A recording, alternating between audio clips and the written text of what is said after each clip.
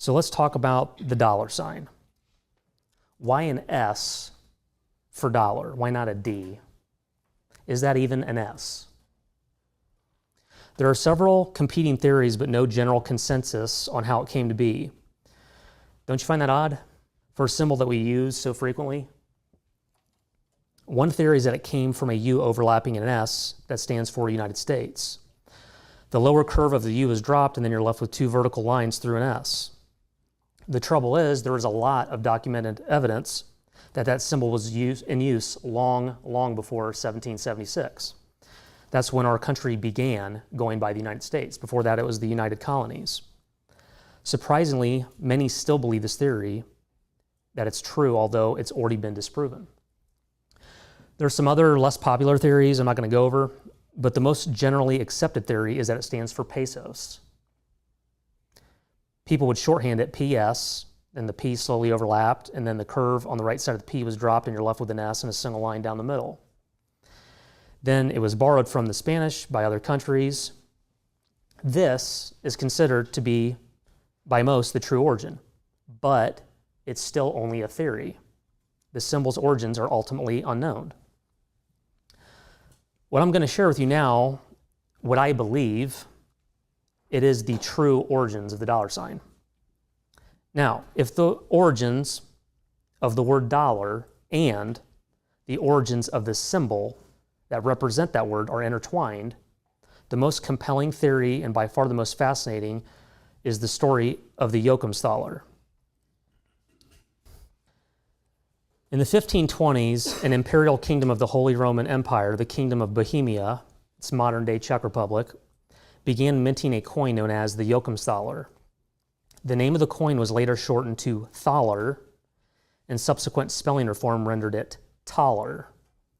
If this sounds familiar, it should, as this is the etymological development of the word dollar. Not long after the first coins were in circulation, the 1528 pestilence Jokumsthaler, the Pestthaler, was minted by Utsgebhard of Jokumsthal.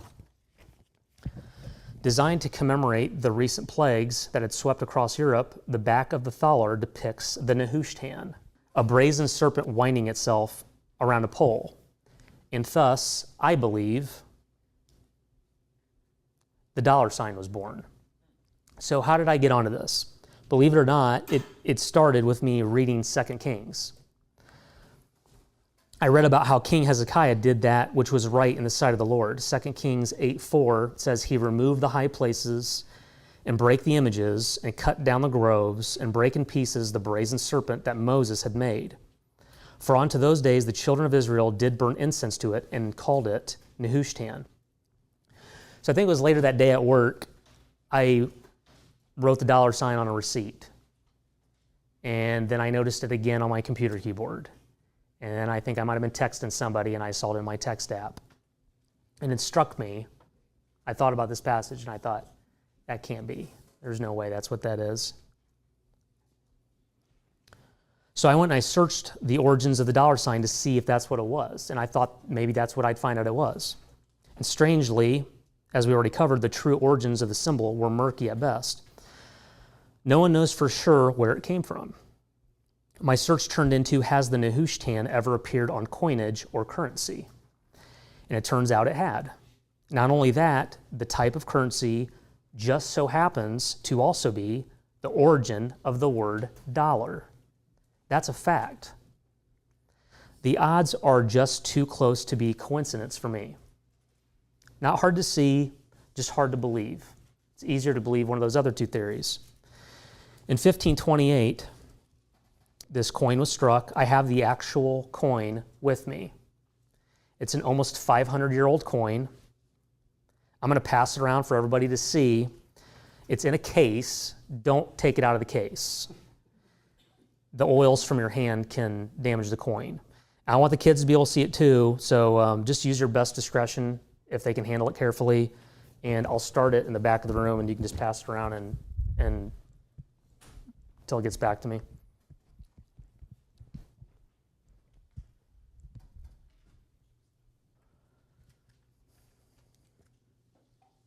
And so now we've come full circle. at the start I told you we'd begin with the same topic we'd end with. We started with serpent worship.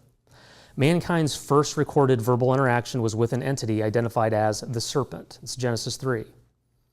Also known as the devil and Satan, Revelation 12, Revelation 20.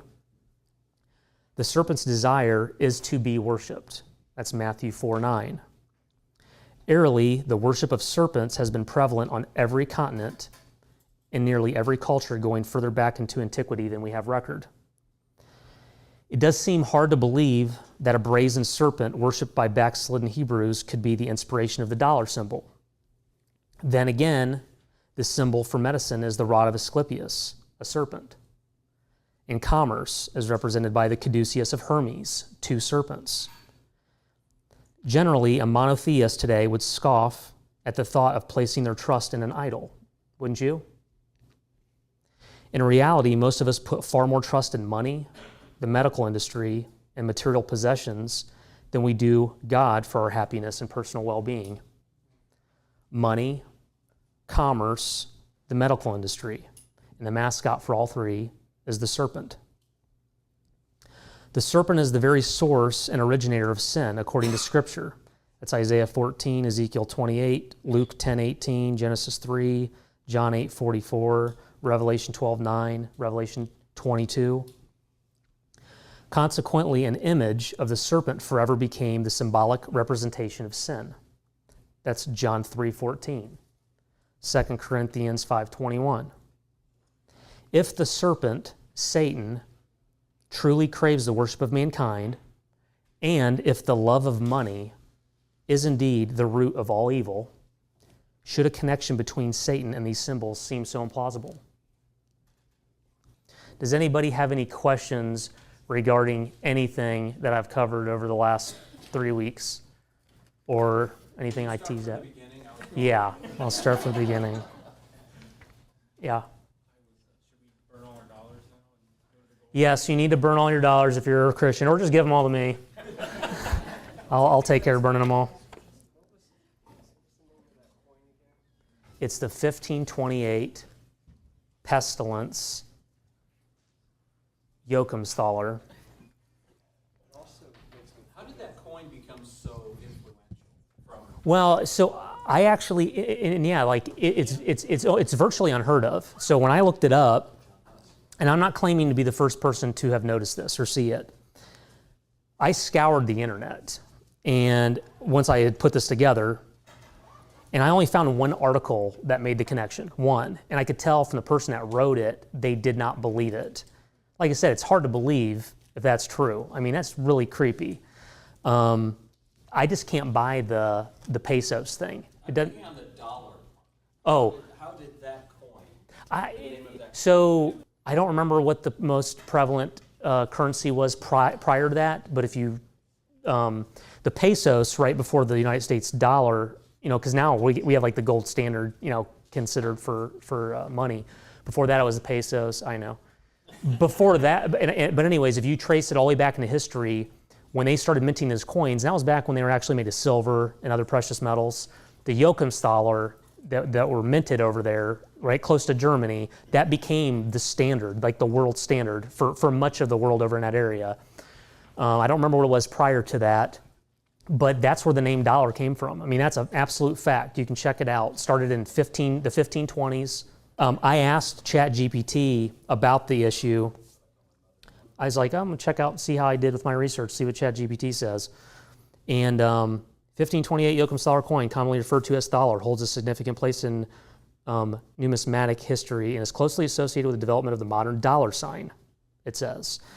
Like I said, I only saw one article, and the person that wrote it didn't believe it. But in the conclusion, it was like a page and a half, it said, the 1528 Joachimsthaler coin with its depiction of the Nehushtan played a crucial role in the history of currency.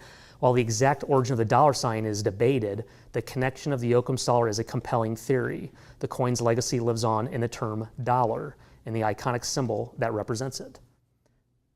I mean, like, that's just too much of a coincidence for me. That's where the origin of the word came from. Why not the sign?